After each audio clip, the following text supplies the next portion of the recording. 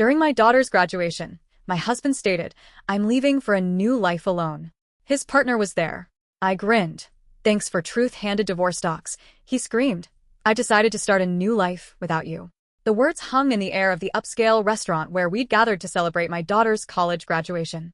James, my husband of 28 years, stood with his champagne glass still raised, his announcement displacing the toast he was supposed to be making to Emily's achievements. The clinking of silverware ceased. Conversations halted mid-sentence. 50 pairs of eyes darted between James and me, waiting for my reaction. For the tears, the shouting, the dramatic exit everyone expected. Instead, I smiled. "Congratulations on your honesty. My name is Laura Bennett. I am 54 years old, and until this moment, I had been playing the role of the devoted wife and mother perfectly. I put my own career aspirations on hold to support James through 3 business ventures, 2 career changes, and countless finding himself phases. I raised our brilliant daughter, Emily, who sat beside me now, her graduation cap still perched on her head, her expression frozen in horror. From the corner of my eye, I could see Jessica Harper, James's much younger girlfriend, shifting uncomfortably at the back table where she sat with people I had considered friends for decades. The same friends who apparently knew about the affair but never thought to tell me. The same Jessica who had attended our Christmas parties, who had once called me for advice about her career. With practiced calm, I reached into my handbag and pulled out a sealed cream-colored envelope. I placed it gently beside James's plate. "What's this?" he asked, his triumphant expression faltering. "Something for you to read later," I replied, keeping my voice steady. I turned to Emily, whose face had gone pale. I kissed her cheek. "I am so proud of you, sweetheart. This day is still about your accomplishment." Then I stood, smoothed my dress, and addressed our stunned guests. "Please enjoy your meal. I wish you all a lovely afternoon." With that, I walked out of the restaurant, my head held high, feeling 50 pairs of eyes following me. The heavy door swung shut behind me, cutting off the beginning of anxious murmurs. Outside, the Augusta summer heat hit me like a wall, but I welcomed it. For the first time in years, I could breathe freely. Behind me, I heard the restaurant door open and slam shut, followed by James's voice, no longer confident, but high-pitched and frantic. "Laura, what the hell is this? What have you done?" I kept walking, allowing myself a small smile. The envelope I'd handed him contained the beginning of my revenge, one I'd been meticulously planning for months. I had always been the practical one in our marriage. While James dreamed big and took risks, I maintained the stability our family needed. I was the one who saved for Emily's education when James invested unwisely in his friend's restaurant venture. I was the one who worked extra hours as a finance manager at Trevana Corporation when his midlife crisis led him to quit his stable position to follow his passion, selling handcrafted furniture. A passion that lasted approximately 6 months before he grew bored. My own dreams opening a financial consultancy for women were perpetually on hold. After Emily graduates, I told myself after James finds stability. 3 months ago, I noticed discrepancies in our joint accounts. Small transfers to an account I didn't recognize. Having spent 20 years managing our family finances, these irregularities stood out like red flags. I could have confronted James immediately, but something held me back. Perhaps it was intuition. Or perhaps it was the growing distance between us over the past year. Instead, I began quietly investigating. What I discovered was worse than I imagined. James had been systematically moving funds to a separate account for over a year. He had also been taking Jessica to expensive restaurants, purchasing jewelry, and looking at beachfront property, all while telling me we needed to tighten our belts for retirement. Then came the text messages I discovered when James left his phone unlocked. Messages about their new life together. Messages about how he was finally breaking free. Messages about their plans for the day after Emily's graduation, the day he had chosen to make his grand exit from our marriage. What James had forgotten, or perhaps never fully grasped, was that I had been a financial professional for 30 years. I understood money trails. I knew how to trace assets. And most importantly, I remembered the prenuptial agreement we had signed 28 years ago when I had more family money than he did. The agreement he had insisted upon, ironically, to protect his future earnings, contained a fidelity clause that would prove to be his undoing. While James plotted his escape with Jessica, I was building my case. I consulted with attorneys. I documented every hidden transfer. I gathered evidence of their affair. I prepared divorce papers. I timed everything perfectly, knowing James would want to wait until after Emily's graduation to avoid ruining her big day.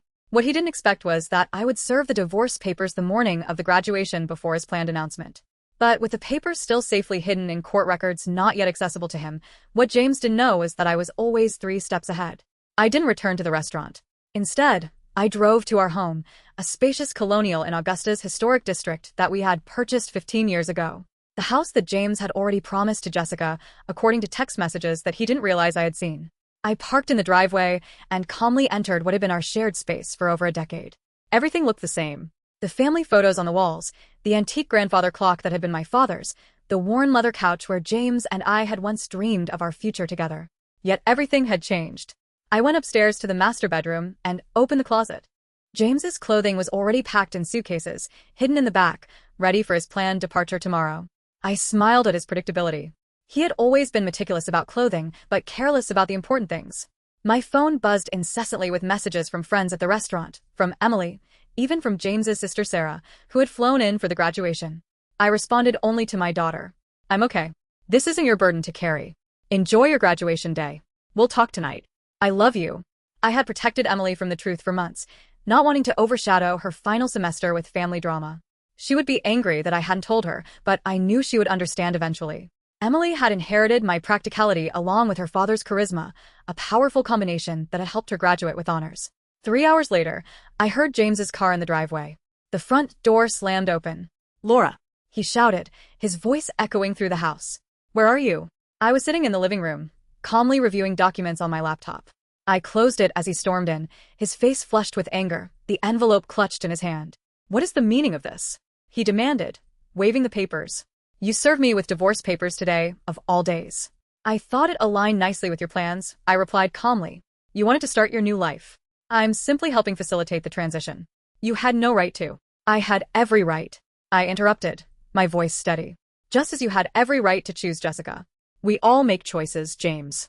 "The prenup expired years ago," he said, his voice suddenly smug. "Any lawyer will tell you that." I allowed myself a small smile. Actually, it didn't. Section 12 specifically states that the fidelity clause remains in effect for the duration of the marriage. Your lawyer should have explained that to you. "Oh, wait. You didn't consult one, did you?" The color drained from his face as reality sank in. The prenup he had insisted upon to protect his potential wealth would now cost him everything. The house, the vacation property in Savannah, his portion of our retirement accounts. His grand gesture at the restaurant had just become the most expensive announcement of his life. "You can't do this to me," James said, collapsing onto the couch. "We built this life together, and you chose to end it," I replied, though not in the way you planned. James's phone buzzed persistently in his pocket. He glanced at it, then ignored it. Jessica, no doubt wondering where he was and why he wasn't following their carefully orchestrated plan. "You've always been calculating, Laura. But this is cold," he said, trying a different approach. "What about our history? 28 years together means nothing." I studied him. This man I had loved for nearly 3 decades. The man who had held my hand through 2 miscarriages before we had Emily. The man who had once surprised me with a weekend trip to Charleston for our 10th anniversary. When had he changed? Or had he always been this person, and I had been too devoted to notice? "Our history meant everything to me," I answered truthfully. "That's why your betrayal hurt so deeply." His expression softened momentarily, perhaps seeing an opening. "Then maybe we can fix this." "I made a mistake. People make mistakes." "This wasn't a mistake, James. This was a calculated plan spanning more than a year.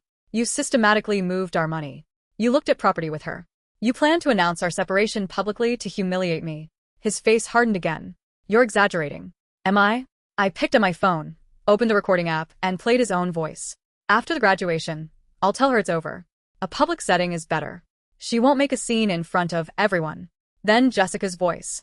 "And she has no idea about the money." James again. "None. Laura trusts me completely.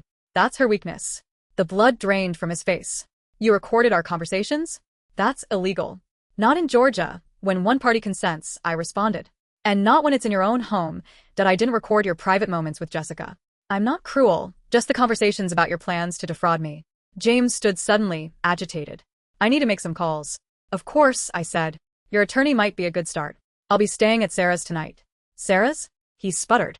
"My sister's house." I nodded. "She's quite upset with you, actually. She was the one who first spotted you and Jessica together last Christmas. She didn't tell me immediately. She confronted you first. You promised her it was nothing, that you would end it. When she realized you hadn't, she came to me." This was another blow he hadn't anticipated. Sarah and I had always been close, but James never imagined his own sister would choose my side. "Everyone's betraying me," he muttered. "Ironic, isn't it?" I gathered my purse and a small overnight bag I had packed earlier. "You have until tomorrow evening to remove your things from the house. After that, the locks will be changed." As I headed toward the door, James called after me, desperation in his voice. What about Emily? Have you thought about how this affects her? I paused, anger finally breaking through my calm facade. Don't you dare use our daughter as a shield, James. You certainly weren't thinking about her when you were planning your new beachfront life with Jessica. His phone buzzed again. This time, he looked at it and groaned. Problem? I asked. Jessica is at the apartment already. She's moved her things in. I couldn't help but smile. The apartment you put in both your names? The lease you signed last month? James nodded, looking confused. You might want to check with the leasing office. That application was flagged for credit issues and never completed. The agent called our home phone to verify information. I handled it myself. I walked out the door, leaving James to face the first of many consequences. His perfectly planned new life was unraveling faster than he could process. Sarah lived in a charming bungalow across town close to the university where she taught literature. When I arrived, she greeted me with a fierce hug. I just heard from Emily, she said, pulling me inside. Are you okay? I'm better than I expected, I admitted, following her to the kitchen where a bottle of wine was already open. I never thought James would make such a spectacle, Sarah said, pouring 2 glasses. The restaurant in front of everyone. He's lost his mind. It was meant to humiliate me, I explained, accepting the glass. A public rejection, so I couldn't fight back without looking hysterical. Sarah's face darkened. My brother always did have a flair for drama, but this is beyond anything I expected from him. We settled in her sunroom, surrounded by potted plants and bookshelves. Sarah had never married, preferring her independence and academic pursuits. Over the years, I had sometimes envied her freedom. What did you put in that envelope that made him so upset? She asked. I explained the contents, the divorce filing, the evidence of his financial deception, and most importantly, the prenuptial agreement that would leave him with far less than he had planned. The prenup? Sarah mused. I remember when he insisted on it. Father had just given him that money for his first business, and he was so worried about protecting it. She laughed bitterly. The irony is delicious. My phone rang. Emily. I took a deep breath before answering. Mom, she said immediately, her voice strained. I'm coming over to Aunt Sarah's. Honey, you don't have to. I'm already on my way, she interrupted. Dad is telling everyone you've lost your mind, that you've been planning this for months. He's saying horrible things. Of course he was. James always rewrote narratives to cast himself as the victim. Let him talk, I said. The truth will become clear soon enough. 20 minutes later, Emily arrived, still in her graduation dress, but with her makeup smudged from crying. She fell into my arms like she used to as a child after a nightmare. Why didn't you tell me? She asked, her voice muffled against my shoulder. I didn't want to ruin your final semester, I explained. You worked so hard for this day. She pulled back, wiping her eyes. Well, Dad took care of ruining it. Anyway, we moved to Sarah's living room where Emily finally got the full story, how I had discovered the affair, the financial deceptions, and the plans James and Jessica had made. I knew something was off with Dad. Emily admitted. He's been different. Distracted. Always on his phone, but I never imagined. None of us want to see these things in people we love, Sarah said gently. My phone buzzed with a text message from Robert Thompson, my attorney. The emergency filing had been approved. The accounts I had identified were frozen, pending the divorce proceedings. James now had limited access to funds, enough for living expenses, but not enough to follow through on the property purchases he had planned with Jessica. I showed the message to Sarah and Emily. Good, Emily said firmly. He deserves it. My daughter's loyalty warmed me, but I wasn't naive. He's still your father, I reminded her. Your relationship with him is separate from what's happening between us. Emily shook her head. Maybe someday, but right now, I can't even look at him. He hugged me this morning and told me how proud he was, all while planning to blow up our family hours later. The doorbell rang, interrupting our conversation. Sarah went to answer it, returning moments later with a troubled expression. It's James, she said. And he's not alone. I steeled myself as Sarah led James and Jessica into the living room. Jessica looked uncomfortable, shifting her weight from one foot to the other, her eyes darting around the room. She was 37. Not exactly a trophy wife, but still 17 years my junior with shoulder-length blonde hair and the kind of confidence that comes from never having faced real hardship. James, by contrast, looked furious. His earlier desperation had hardened into anger. Laura, you need to stop this insanity, he demanded. Unfreeze the accounts. We can discuss this like reasonable adults. Emily stood up, placing herself slightly in front of me. Maybe you should have tried being reasonable before announcing to everyone that you were leaving, Mom. James's eyes widened as if just noticing our daughter. Emily, this doesn't involve you. Doesn't involve me? She echoed incredulously. You blew up our family on my graduation day, and it doesn't involve me. Jessica touched James's arm. James, maybe we should go. He shook her off. No, I'm not leaving until Laura agrees to be rational about this. Sarah folded her arms. My sister-in-law seems to be the only rational person in this scenario. You're the one who created this mess, James. I remained seated, watching the drama unfold. For years, I had been the peacemaker, the one who smoothed over conflicts and kept everyone happy. That role was exhausting, and I had finally set it down. The accounts will remain frozen until the preliminary hearing, I said calmly. That's in 3 days. The judge will determine appropriate asset division at that time. 3 days? James sputtered. What am I supposed to do for 3 days? You have your personal account, I reminded him. The one you've been funneling money into for the past year. That should be sufficient. Jessica's head whipped toward James. You have a separate account with how much in it? An interesting dynamic was emerging. Clearly, James hadn't been entirely forthcoming with Jessica either. James ignored her question. This is vindictive, Laura. This isn't like you. Perhaps you never really knew me, I replied. Just as I apparently never really knew you. Emily turned to Jessica. Did you know he was going to announce it like that at my graduation celebration? Jessica had the decency to look ashamed. I thought he was going to talk to your mother privately. The announcement today was unexpected. James shot her a betrayed look. Cracks were already forming in their united front. I think you both should leave, Sarah said firmly. You've upset Emily enough for one day. Emily, James pleaded. You understand that relationships change, don't you? Sometimes people grow apart. My daughter's face hardened in a way I had never seen before. What I understand is that you're a coward who couldn't even give Mom the dignity of a private conversation. What I understand is that you were stealing from our family while I was working 2 jobs to help pay for my textbooks because you said money was tight. James paled. That's not how it was. It's exactly how it was. Emily cut him off. Please leave, Dad. I can't look at you right now. The silence that followed was deafening. Finally, James turned to go, Jessica trailing behind him. At the door, he paused and looked back at me. This isn't over, Laura. I'll fight you on this. I met his gaze steadily. You're welcome to try. After they left, Emily collapsed next to me on the sofa, tears streaming down her face. I've never talked to Dad like that. I wrapped my arm around her shoulders. Sometimes standing up for what's right is painful.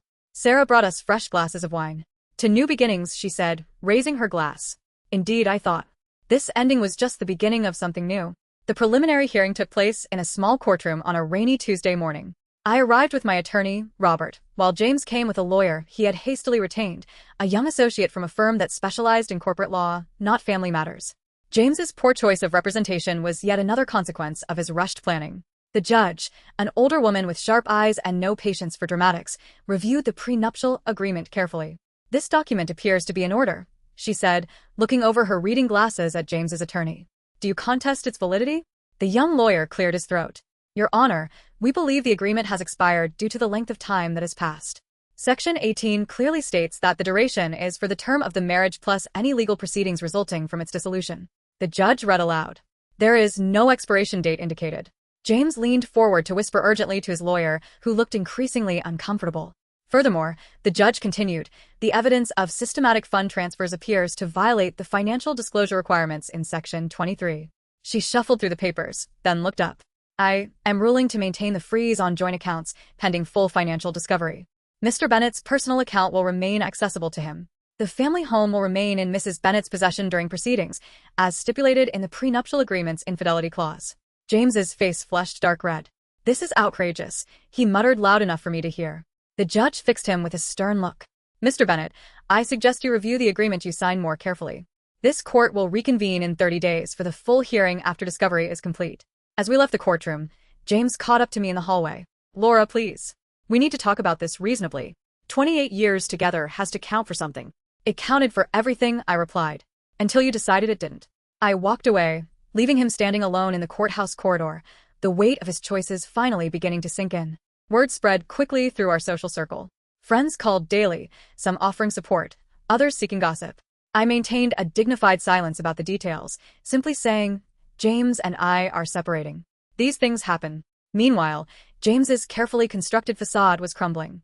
The image he had cultivated, successful businessman, devoted family man, was tarnished beyond repair. The financial freeze meant he couldn't follow through on promises made to Jessica. The beachfront property they had been planning to purchase fell through. The luxury car he had put a deposit on had to be cancelled. 2 weeks after the hearing, Sarah called me, her voice tinged with amusement. Have you heard the latest? Jessica moved out. Already? I wasn't entirely surprised, but the speed was impressive. Apparently, she discovered that James's business isn't doing as well as he claimed. The substantial savings he talked about don't exist. She told her friend Jennifer that she didn't sign up to date a man with financial problems. I couldn't help but laugh. He always was good at creating illusions. Meanwhile, I was rebuilding. The financial security I had always maintained, separate from our joint accounts, gave me freedom James hadn't anticipated. I rented a small office space downtown and began setting up the consultancy I had dreamed about for years. My first clients were two women going through divorces of their own. Word of mouth brought more. I specialized in helping women understand their finances during major life transitions, divorces, widowhood, career changes. The work was immediately fulfilling in a way my corporate job never had been. Emily, who had accepted a job with a marketing firm in Charleston, called me regularly. "I'm so proud of you, Mom," she told me after I described my growing client list. "You're helping people during their worst moments." "I'm just doing what I wish someone had done for me earlier," I replied. Preparing women for whatever might come. Being needed for my expertise rather than my caregiving was a novel and empowering experience. The final divorce hearing fell on what would have been our 29th anniversary. A fitting end to a chapter of my life that had lasted nearly 3 decades. James arrived looking haggard. I later learned that his business was struggling without my financial support and guidance. Jessica was long gone, already dating a real estate developer from Savannah. Most of our mutual friends had distanced themselves from him after learning the full story of his deception. The judge upheld the prenuptial agreement in its entirety. James left with his personal possessions, his struggling business, and the money in his private account, which, after paying his attorney, was barely enough to secure a small apartment. I retained our home, my retirement accounts, and 70% of our joint investments, exactly as the prenuptial agreement stipulated in cases of infidelity. The justice was poetic. The very document James had insisted upon to protect himself had become his downfall. As we left the courtroom, James approached me one last time. "I made a terrible mistake," he said quietly. "Is there any chance we could?" "No," I interrupted. Gentle but firm. "That door is closed." "I understand," he replied. And for once, I believed he did. "I hope you find happiness, Laura. You deserve it." It was perhaps the first honest thing he had said to me in years. 6 months later, my consultancy, Bennett Financial Transitions, was thriving. I had moved from the small office to a larger space and hired 2 associates. I specialized in helping women secure their financial futures, particularly through major life changes. Emily visited often, proud of what I had built. "You know what's ironic?" she said during one visit. "If Dad had just been honest from the beginning, he might have kept half of everything." "Sometimes people can't see beyond what they want in the moment," I replied. The woman who had once defined herself as James's wife and Emily's mother had discovered a new identity. Mentor, business owner, and advocate. The envelope I had handed James at the restaurant hadn't just been my escape plan. It had been the key to a door I never knew existed. Behind it, I found not just revenge, but reinvention. In securing my financial future, I had also reclaimed something far more valuable, myself.